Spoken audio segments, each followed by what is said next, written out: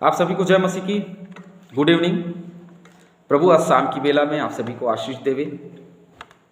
अभी समय है कि हम क्लास में आगे बढ़ेंगे और मत्ती 7वां अध्याय उसका 24 पद से आगे हम देख रहे हैं। उसका शीर्षक है घर बनाने वाले दो मनुष्य, बुद्धिमान और मूर्ख। ये शीर्षक है। तो ये दो उदाहरण हैं जिसके द्वारा हम देख रहे हैं कि प्रभु यीशु मसीह एक बार फिर से अपने पहाड़ी उपदेशों में यहाँ प्रचार कर रहे हैं कि घर बनाने वाले दो मनुष्य की दृष्टांत यहाँ पे रख रहे हैं। और बुद्धिमान और मूर्ख, जो बुद्धिमान है और जो मूर्ख है वो क्या करते हैं, और वह चट्टान रूपी स्थान में घर बनाने की बात कह रहा है। और आगे हम देखते हैं कि वह क्या स्थिति है, वहाँ क्या बातें हो रही हैं। इसलिए जो कोई, बड़ा ही सरल विषय है ये, बहुत ज़्यादा सोचने समझने वाली बात नहीं है, बहुत ही सरल है और बड़े आसानी से प्रचार किया जा सकता है और बहुत सारे लोग इसका प्रचार भी करते हैं। चलिए कुछ बातें जिसको हम देखेंगे। इसलिए जो कोई मेरी ये बातें सुनकर उन्हें मानता है वह उस बुद्धिमान मनुष्य के समान ठहरेगा जिसने अपना घर चट्टान पर बनाया है। इसलिए जो कोई मेरी ये बातें सुनकर उन्हें मानता है वह उस बुद्धिमान मनुष्य के समान ठहरेगा जिसने अपना घर चट्टान पर बनाया है। और मेघ बरसा और बाढ़ें आई और आंधियां चली और उस घर से टकराई, फिर भी वह नहीं गिरा क्योंकि उसकी नींव चट्टान पर डाली गई थी।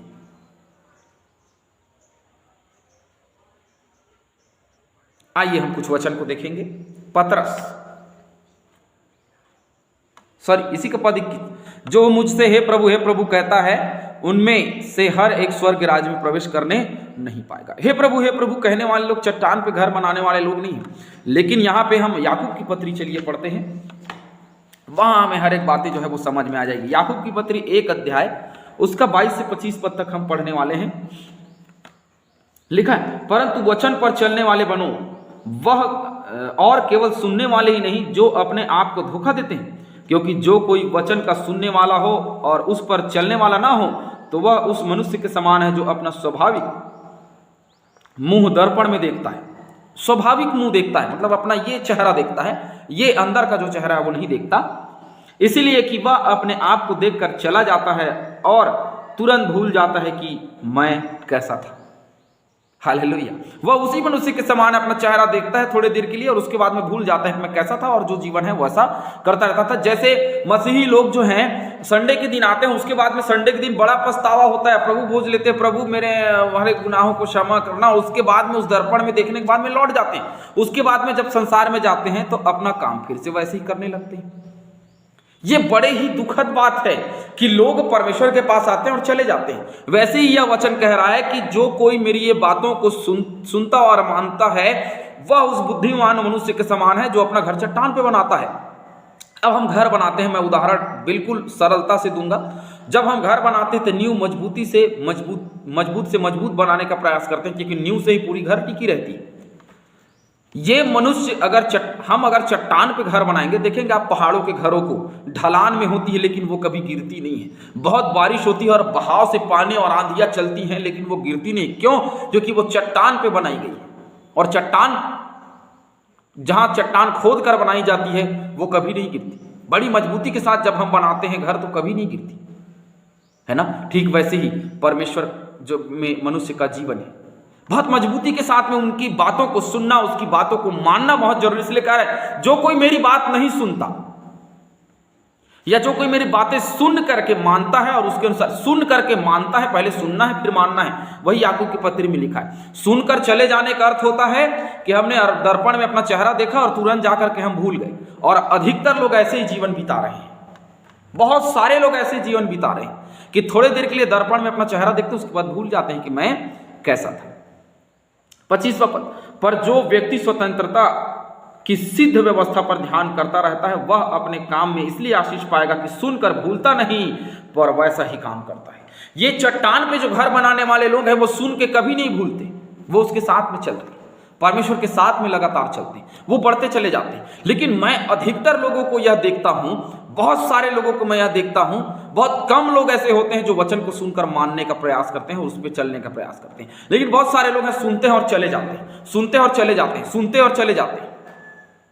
लेकिन ऐसा क्यों होता है? ऐसा इसलिए होता है क्योंकि प्रभु में लोग नहीं है, क्योंकि उसकी बात को सुन करके एक कान से सुनते हैं और दूसरे कान से बाहर कर देते हैं।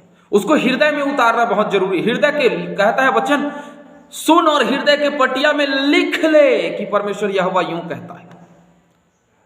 हृदय की पटिया में लिखने की बात परमेश्वर का वचन कहता है।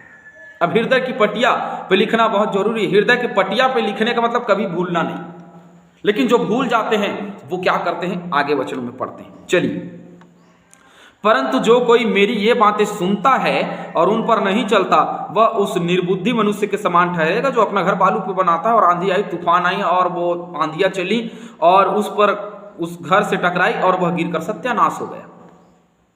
अब ये तो स्वाभाविक है कि वचन नहीं सुनेंगे तो ऐसा ही होगा। आज अधिकतर लोगों को पास्टर साहब प्रार्थना करेंगे, क्यों? क्योंकि ये समस्याएं हैं। तो क्यों वो समस्या है? आप भी मसीही हैं, जितना विश्वास हमारा है उतना विश्वास आपका है, लेकिन आपके बीच में ये समस्याएं क्यों हैं? अधिकतर बार यह कहा जाता है कि विश्वासियों के बीच में परमेश्वर का कार्य ज्यादा होता है और मसीहियों के बीच में नहीं होता। क्यों नहीं होता? क्योंकि हमने सुना लेकिन हम उसके अनुसार चलने का प्रयास नहीं करते। जब चलेंगे तो प्रभु हमको भी आशीष देगा, हमें भी छुटकारा देगा। हम उस निर्बुद्धि मनुष्य के समान काम करते हैं जो अपने घर को बालू पे बनाता है। अगर नींव अच्छी नहीं रहेगी तो घर कितने दिन तक टिकेगा? वो तो ढह जाएगा ना, वो तो खत्म हो जाएगा। मेरे और आपका मसीही जीवन ऐसे ही है, इस रेत में बनाए हुए घर के समान। जब आंधी आएगी, चलेगी, स्वाभाविक है कि वो ढह जाएगी, गिर जाएगी। थोड़ा सा जमीन इधर उधर हुआ वो तो गिर जाएगी, क्योंकि बालू उड़ने वाला है, वो तो उड़ जाता है। जिस दिन उड़ेगा घर खोखला हो जाएगा। मेरे और आपका घर खोखले स्थान पे बना हुआ है, उसको हटाना बहुत जरूरी है।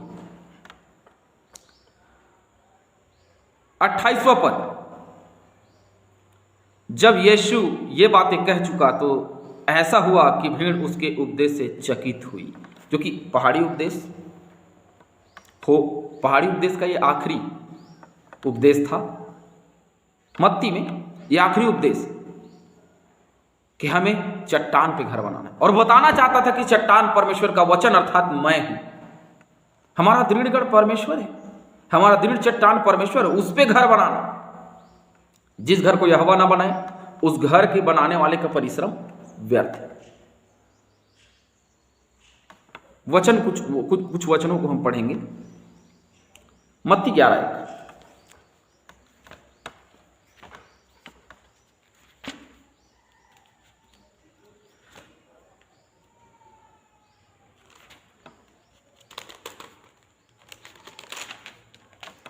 परमेश्वर के वचन पे चलते रहिए। जब यीशु अपने 12 चेलों को आज्ञा दे चुका तो वह उनके नगरों में उपदेश और प्रचार करने को वहां से चला गया। वह दे चुका, वह कर चुका, हर एक चीज को वह कर चुका और वो आगे बढ़ गया। आज मसीह यीशु ने हमें बहुत कुछ दिया है और अब वो आगे बढ़ गया है। हम कई जगहों में इस स्थल को देखेंगे। पढ़िए मत्ती 13:53, मत्ती 13 का 53।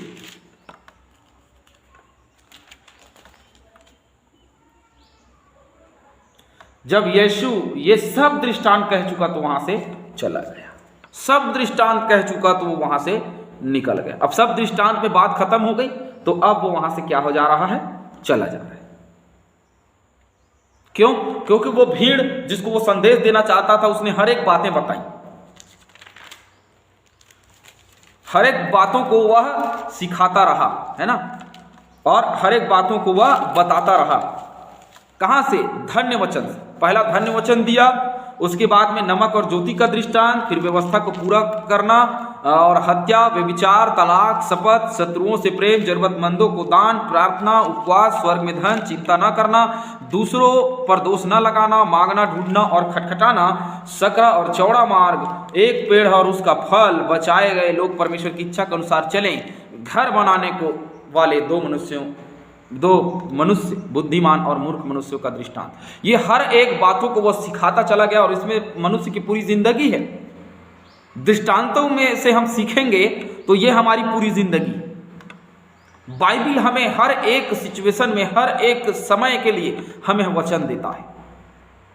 चाहे हताशा हो, निराशा हो, जिंदगी के उतार और चढ़ाव, बुद्धिमान के अनुसार बने। ऐसा तो सभी मनुष्य इंटेलिजेंट है अपने हिसाब से और वह सोचता है कि मैं बहुत बुद्धिमान हूँ और मुझसे कोई बड़ा बुद्धिमान नहीं है। लेकिन मैं आपको बता दूँ, परमेश्वर यहोवा का वचन बहुत ही गंभीर है, उसको समझना बहुत ही गंभीर बात है। एक और वचन पढ़ेंगे, लूका 4:32। वे उसके उपदेश से चकित हो गए क्योंकि उसका वचन अधिकार सहित था। क्यों चकित हुए, क्यों वो इतना आश्चर्य करने लगे? क्योंकि उसका हर एक वचन अधिकार पूर्ण था, अधिकार के साथ में, क्योंकि परमेश्वर ने उसे अधिकार दिया था। और वहां से निकला, नासरत नगर से निकला, निकल करके वह प्रचार करने लगा पहाड़ी उपदेश में। इन हर एक चीजों को उसने कहा और बड़े अधिकार के साथ में, क्योंकि परमेश्वर ने उसे अधिकार दिया था। हर एक अधिकार उसके हाथ में दे दिया गया है, सारे जगत का अधिकार उसके हाथ में दे दिया गया। अब वो जो चाहे वो कर सकता है। और इसीलिए हम जो उसके नाम से कहते हैं, जो उसके नाम से करते हैं, जो हम प्रार्थना करते हैं, वो पूरी हो जाती है। मेरे और आपके लिए मेरा और आपका जीवन कैसा है, ये बहुत ही गंभीर समय है। इस गंभीर समय में अपने जीवन में सुधारात्मक कार्य करना बहुत जरूरी है, क्योंकि बुद्धिमान बनना है, मूर्ख नहीं। केवल सुनना नहीं है, उसके अनुसार जीवन को चलाना भी है। आप सुनते हैं, उसके अनुसार जीवन चलाइए। क्लास में शामिल हो रहे हैं, कोशिश करिए कि आप प्रचार भी कर सकें। जैसे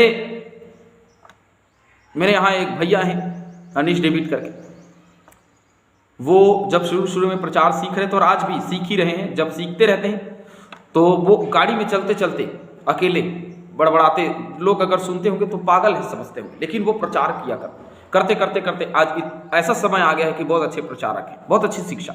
और मैं उनको देख करके सोचता हूँ कि वाह बहुत अच्छा, क्योंकि वो कोई बाइबल ट्रेनिंग किए हुए नहीं, लेकिन वचन को सुनोगे तो कभी ऐसा नहीं लगेगा कि वो बाइबल ट्रेनिंग नहीं किए। क्यों? क्योंकि प्रभु ने उनको ऐसा बनाया है। सीखते चले जाइए, प्रभु में सीखना बहुत ज़्यादा जरूरी है, जो कि प्रभु सीखने से आशीष देता है, सुनने से नहीं। सुनना है, सीखना है और जिंदगी में कुछ करना है।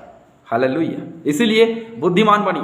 मूर्ख तो कोई बनना नहीं चाहता, और मैं तो बिल्कुल बनना नहीं चाहता। मैं बुद्धिमान ही बनना चाहता हूं, और बुद्धिमान परमेश्वर के वचनों के अनुसार चलता है। इसीलिए हमेशा परमेश्वर के वचनों के अनुसार चलें और प्रभु में आगे बढ़ते रहें। प्रभु आप सभी को आशीष दे। आमीन।